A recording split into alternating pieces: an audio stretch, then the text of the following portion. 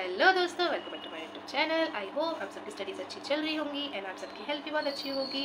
Even तो मेरी खुद की तो स्टडीज़ बहुत ही बेकार चल रही है, स्पेशली कॉलेज लाइफ की, बट इट्स ओके। सो जैसे कि थंबनेल से आपको पता चल ही गया होगा कि मैंने ऐसी कौन कौन सी मिस्टेक्स करी थी अपनी सी फाउंडेशन की जर्नी में, जो कि आप लोगों को नहीं करनी है। एंड मैं ये इसलिए बता रही हूँ अपने पर्सनल एक्सपीरियंस से, जो मैंने करी थी, जो कि बहुत ज़्यादा बेसिक थी। ये चीज़ नहीं होती तो कहीं ना कहीं मेरे सी फाउंडेशन का रिजल्ट और अच्छा आता, बट सिंस ये चीज़ें हुई थी जिसकी वजह से कहीं ना कहीं इसने मेरे फाउंडेशन के रिजल्ट को कुछ हद तक तो इफेक्ट करा ही है।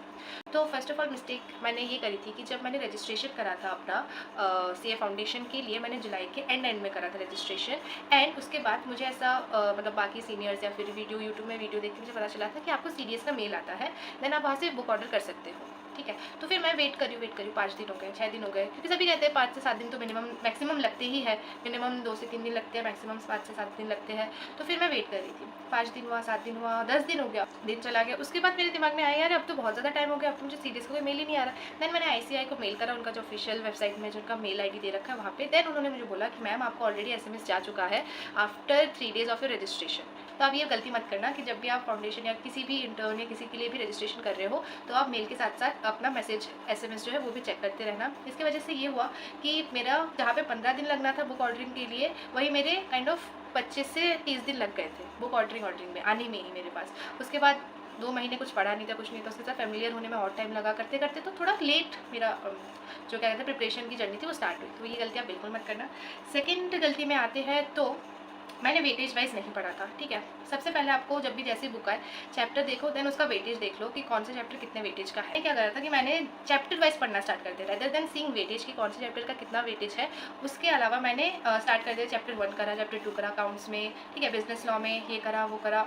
ऐसे करते करते क्या हुआ कि एंड में ऐसा हुआ ना कि बहुत सारे ऐसे चैप्टर्स थे, स्पेशली मैथ्स की मैं यहाँ पे पॉइंट रखूँगी कि मैथ्स में जो मैथमेटिक इन फाइनेंस वाला जो चैप्टर है उसमें आई गेस वो 14 to 15 नंबर का मेरे पेपर में आया था, और मैंने वही छोड़ा था। और मुझे लगा था कि यार इसका भी सेम वेटेज होगा कंपेयर करके कि बाकी जितने चैप्टर है उनके जैसे ही 6-7 नंबर का होगा, तो मैं इसको छोड़ देती हूँ। क्योंकि कंपाउंड इंटरेस्ट, ये इंटरेस्ट मुझे लगा बहुत ज़्यादा टिपिकल सा होगा, मैंने चैप्टर छुआ ही नहीं, देखा ही नहीं। फिर लास्ट में जाके पता चलता है यार इसका वेटेज इतना ज़्यादा है, जबकि कंपेरेटिवली उससे जो इंटीग्रेशन है, डिफरेंशिएशन या फिर जो लॉ की ये सारी चीज़ें हैं उससे ज़्यादा इजी था वो, मुझे बहुत लेट रियलाइज़ हुआ।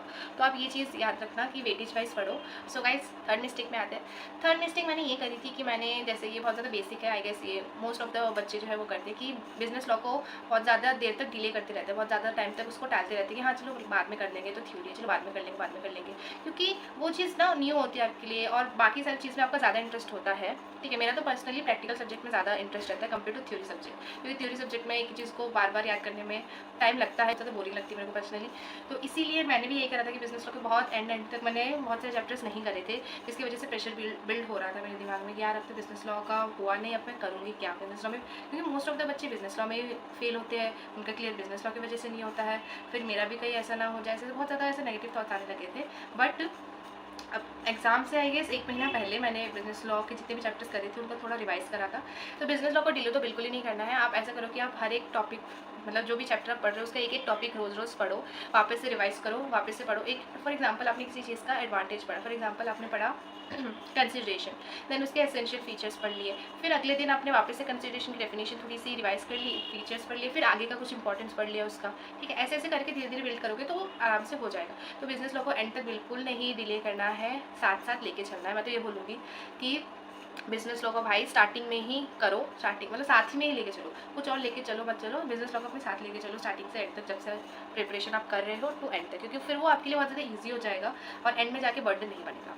फोर्थ मिस्टेक जो मैंने करी थी वो थी कि एक रात पहले मॉक टेस्ट पेपर लगाना। जी, मेरा जब मैथ्स का पेपर था, सिंस वो MCQ बेस्ड है, तो मैंने एक रात पहले ही उसका जो रिसेंट अभी मॉक टेस्ट या फिर जो भी आप करो पेपर जो हुआ था, जो ICI ने पब्लिश करा था उनके वेबसाइट पे, तो वो मैंने ट्राई करा करने को। एंड मैं बहुत ज़्यादा डिमोटिवेट हो गई थी, बहुत ज़्यादा स्ट्रेस्ड हो गई थी, क्योंकि मैंने मैथ्स पे इतना प्रिपेयर कर रखा था कि आई वाज लाइक श्योर मेरे काइंड ऑफ मैं पास तो आराम से हो जाऊँगी, बट मुझे इसमें नंबर खींचने हैं। मेरा ये POV था कि 60 तक तो मिनिमम आ ही जाएंगे, उससे ऊपर देखी जाएगी, ठीक है। तो फिर क्या हुआ कि जब मैंने मॉक लगाया तो मेरे आउट ऑफ 100 में से 20 क्वेश्चन तो ऐसे थे जो मैं सॉल्व ही नहीं कर पा रही थी, बिल्कुल ही नहीं। जो कि जो जो वो सारे क्वेश्चन जो कि मैंने चैप्टर ऑलरेडी पढ़ रखा है, उसके क्वेश्चन कर रखे थे, मैं वो क्वेश्चन ही नहीं सॉल्व कर पा रही थी।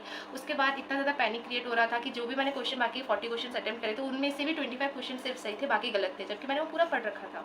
मैंने उसके सारे एडिशनल क्वेश्चन कर रखे थे, ICI के मॉड्यूल के, मैथ्स के चैप्टर के, स्टैट्स हो गया। जबकि वेरियस इन रियलिटी जब मैंने पेपर दिया था लॉजिकल रीजनिंग, वहाँ पे कंपेरेटिवली ईजी आया था जो मॉक में था, जो मैं जब से बोल रही हूँ कि तो इसके वजह से मैंने ये चीज़ करा। और फिर धीरे धीरे रात को मैं बहुत ज़्यादा पैनिक कर गई एंड सुबह उठी। रात को मैं बहुत लेट सोई थी, आई गेस 3 या 4 बजे सोई थी, और मेरा पेपर आई गेस दोपहर को था, हाँ 3 या 4 बजे सोई थी। फिर सुबह उठ के वापस से रिवीजन कर रही थी, क्योंकि क्या हुआ कि मैंने पढ़ तो लिया, मेरे दिमाग में था मैंने पढ़ लिया, बट फिर भी मैं स्कोर नहीं कर पा रही थी एट द एंड। और मैं इतना ज़्यादा फ्रस्ट्रेट हो गई थी खुद से, इतना ज़्यादा पैनिक कर दिया था कि मैं वापस से मैं सोई ही नहीं, मैंने कुछ रेस्ट नहीं लिया, मैं सुबह उठ के वापस से पढ़ने लग गई।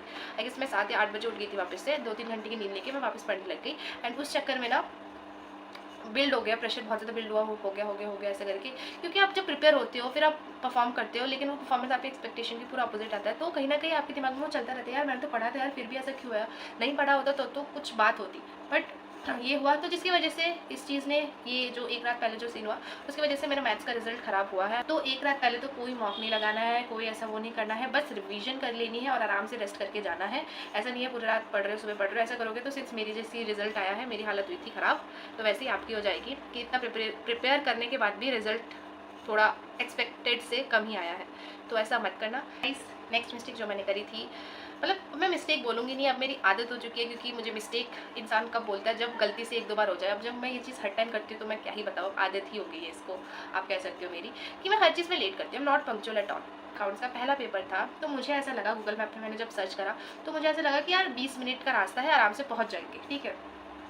मेट्रो से ही जाना था, तो मैंने सोचा आराम से पहुंच जाएंगे। ट्रैफिक लगा, ये लगा वो लगा, दिमाग में ये नहीं है कि दिल्ली है भाई, ट्रैफिक हो सकता है, लेट हो सकता है, कि टाइम लेके चलो। मैं टाइम लेके तो चली भी नहीं, एक्चुअल टाइम पे जब निकलना था मैं उसमें भी नहीं निकली, मैं उसके लेट निकली। एंड इसका कॉन्सिक्वेंस यही हुआ कि मैं अपने जो फर्स्ट अकाउंट्स का पेपर है, जब वो देने गई एग्ज़ाम सेंटर में, तो मैं सिर्फ 5 मिनट पहले पहुंची हूँ लेट एंट्री के। 2:10 तक लेट एंट्री थी। मैंने यही गलती करी कि मैं लेट पहुंची, और जिसकी वजह से एक तो मैं पहुंची 2:05 में, फिर मैं वहाँ पे जाके अपना सामान समेट रही हूँ। फिर उसके बाद मैं वहाँ पे गई, फिर थोड़ा नॉर्मलाइज हुआ, क्योंकि फर्स्ट एग्जाम है, पता नहीं है, कुछ नहीं है। फिर सारा फॉर्म भरा, उसमें टाइम गया, साइन वाइन क्योंकि वो पहले करवा लेते हैं। 1:30 में अगर बच्चे जा रहे हैं तो 1:40 तक वो लोग स्टार्ट कर देती है सारी भरने, सो दैट कि बच्चे को बाद में लेट ना हो जाए अपना पेपर अटेम्प्ट करने में, या कुछ ऐसा डिले ना हो।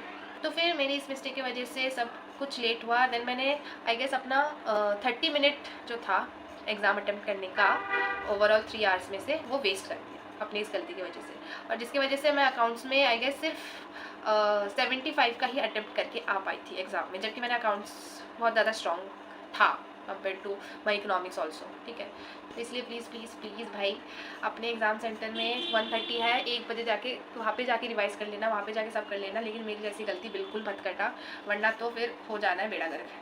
क्योंकि फिर पैनिक वाली सिचुएशन भी बन जाती है, फ्रस्ट्रेट भी हो जाता है इंसान, दिमाग में चल रहा है यार मेरा रीडिंग टाइम भी गया, मेरा एक्चुअल टाइम भी जा रहा है, सब जा रहा है, तो कहीं ना कहीं वो चीज़ अफेक्ट कर जाती है। फाउंडेशन के रिजल्ट में इन्हीं मेजर रीजंस की वजह से चेंजमेंट हुआ है। अगर ये सारी चीज़ें मैंने नहीं करी होती, टाइम पे रहते, थोड़ी अकल आ जाती मेरे में, सद्बुद्धि भगवान जी दे देते, तो होप्सों कि मतलब मैं खुद से एक्सपेक्ट कर सकती थी कि मैं 270 से ऊपर आराम से ला सकती थी। बट ये सारी गलतियों की वजह से ही डिस्टिंक्शन रह गया दोस्तों। बट इट्स ओके, जो होता है अच्छे के लिए होता है। पास हो गए भाई, इतना ही था, वही है, जब एग्जाम देने के बाद एक ही होता है, भगवान जी कुछ भी करा लो, नंबर आए ना आए, पास करवा दो। एंड आई होप आपको वीडियो अच्छी लगी हो। अगर अच्छी लगी हो तो please like share and subscribe.